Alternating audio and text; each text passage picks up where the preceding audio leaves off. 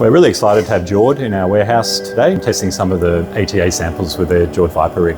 So the Jord Viper rig is vibrating rollers that act on top of a horizontal vacuum belt, and that allows us to get the extra percentages of drying that we need to achieve dry stacking. So this is a pre-treated sample of leach residue with the ATA technology. You can kind of see that even in the beaker here, you've got a really strong solids liquid separation, and this is the sample we'll take into the rig.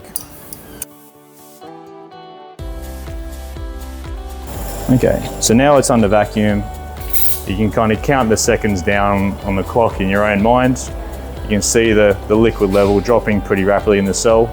All the solids settled quite quickly, but despite the fact that the solids have settled into a thick cake, they're still quite permeable. So we're getting a lot of liquid falling through the cake at quite a rapid rate of knots.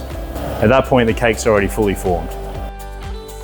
What we've got here is a nice 20 mil thick filter cake that on a full scale belt filter, this is absolutely ready for our Viper technology to act on to really drop the moisture content a lot further down than what the traditional vacuum belt filter would achieve. Achieving this same kind of cake thickness in this application without the ATA, this process would have taken multiple minutes instead of that 10-second time that was just achieved in front of the camera a moment ago. So all of a sudden, we've got a technology that increases the filtration rate. Increasing the filtration rate means that the size of the dewatering plant shrinks significantly. So projects where it goes to final investment decision, a lot of those stages would just end up at the no decision when it comes to FID.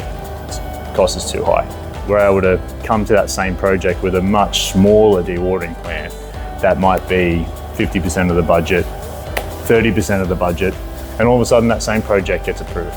So with the ATA technology, we split the tailings stream into two, a coarse and a fine fraction, and we treat each with a different polymer, and then we combine the two streams together to form a material that rapidly agglomerates and dewaters. By locking in the fine material with the coarse material, it gives us a cake that's very dry and really separates out the water quickly. Since we can avoid using high pressure filtration, we're finding that typically the CapEx and OpEx are reduced by at least 30%.